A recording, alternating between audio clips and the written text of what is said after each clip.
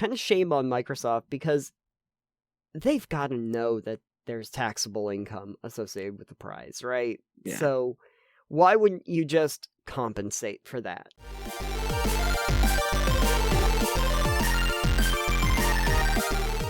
First up on the show, a little bit of weekly Muse, fun little story for everybody. A gamer declined a lifetime Xbox GamePass due to taxes. Yeah. Yeah. You know, I really would love to be able to get like a lifetime Game Pass. The problem, of course, being that if you told me I still actually technically had to pay for it, it really would kind of put a little bit of a damper, a little bit of a monkey wrench on. Yeah, I'm pretty sure you have the article up in front of you, so we can get into the details of this. But I know I'm guessing, because I haven't read it myself, that it counts as like a taxable gift. Yeah. So basically, the prize wouldn't have benefited its receiver for almost 10 years because your taxable income for the year goes up by $7,300.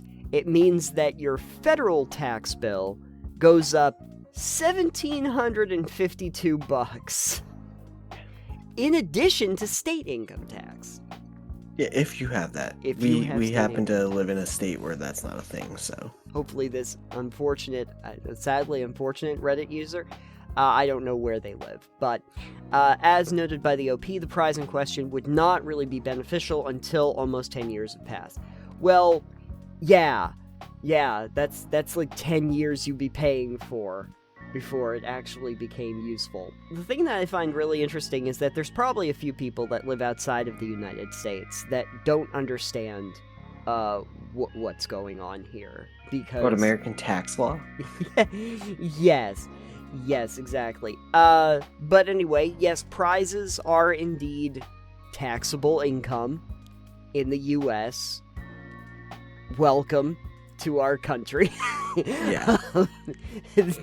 You don't even get prizes for free, which is one of the reasons why you usually hear people when they say, "Oh boy, winning the lottery would be great." It's immediately followed by, "Oh, but my taxes." It's like, yeah, your taxes would not be great. I mean, for the 1 year. If you win the lottery, you don't have to worry about your taxes going up because you can just use the lottery winnings for that to offset it. Yes. In most cases. Yeah.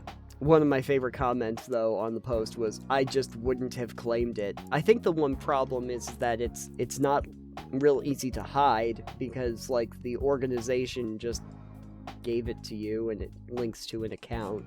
So Yeah. I don't know how easy it is to say, "Yeah, Microsoft, just slide it under the table for me." I would be like, yeah, I'd rather take the money, thanks. This is usually the reason, too, why you'll see some places that have prizes, and they'll say, "Hey, you can get this new car or whatever, or you can take this much amount of money."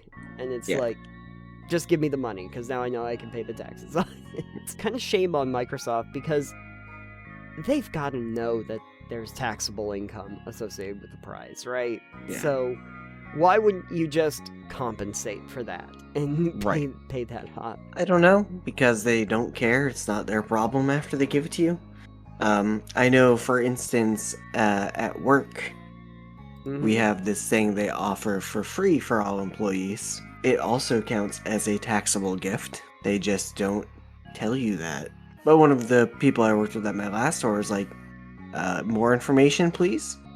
And they dug, and I found out, this free program, basically Amazon Prime, but not Amazon, counts as a taxable gift. So I could get this service for free, sign up for it, and have it, but I'd have to pay, taxes on it. I'm pretty sure I haven't done the math, but I'm pretty sure it's not worth it. The for life part of the prize is limited to a maximum of 40 years. That's hence the $7,300 cash value that you'd have to report to the IRS. Now, I'm looking at some of the comments from that original Reddit post, and the people that are in other countries seem to be a little bit confused. There's somebody from the UK saying, U.S. tax law is so weird. In the U.K., prizes aren't considered earnings, so no taxes due. And the immediate post after that is same for Australia. It's so wild that they be like, yay, you won this amount, good work, but also fuck you for winning something. Yeah. Yeah. I mean, it's similar to the fact, like, we live in New Hampshire and a lot of people come here to go shopping, for instance, because there's no sales tax. Right. But if you go over the border into Maine, they're like, hey, make sure you report anything you bought in New Hampshire to us, because you got to pay tax on that. Yeah. And it's like, who's doing that? Who is telling the state that they came over across the border to buy things without sales tax? Here's my receipt from New Hampshire. Let me pay that tax on it. No one's doing that, Maine. Shut the fuck up. I had heard that is one of the reasons, too, that, like, you know how Oprah used to do the thing? It's like, you get a car, you get a car. That a lot of that is like promotions from the car companies, so the studio didn't have to actually pay for that, and those people still had to pay taxes on the car. Yes. So again, it's why you don't give people things that they can't afford. Welcome to America, folks. But I feel like in the instance of someone getting a car, what you would do is go, hey, you won this car, or we're gonna give you this car. It's like, we're gonna write up a bill of sale for $1. Right. And here's $1. Yeah, this car is currently worth $1 as a prize. I mean, you can still get taxed on it. Like, I know our, like, when you register the car, the cost of that is based on the value of the car. Mm-hmm. So I imagine that that's the thing. But at the same time, again, if you're gonna give someone a gift that big, you should offset that, be like, hey, you've won this gift, but also we're going to offset the taxes for you. We're going to cover those. Right. Like, hey, here's a lifetime supply of Game Pass, and we're going to cover the taxes so you can actually enjoy it. Yeah. That's the thing that I keep wondering about is if they had been able to put a price tag on how much it was valued at, they should be able to tell you how much it's actually going to be in taxes, and then factor that into the price. Yeah. But I think because it's really promotional for them more than anything, those are things that they just don't want to talk about. Yeah, well, I mean, a lifetime supply of Game Pass is literally no cost to them as a company. No. Because it's a digital online service. Yeah. That has no physical form and takes up no space. Right. That's like saying, here is your lifetime subscription to Facebook. Exactly. As a gift. Or Twitter Blue! Oh yeah, Twitter Blue is a gift. Oh, you get this blue check mark and it's worth this much money, but it doesn't take up anything. There's no physical value to it, so... And at this point, people would be like, no, please, take it back. I don't want the check mark. I've heard about this. I really don't want it.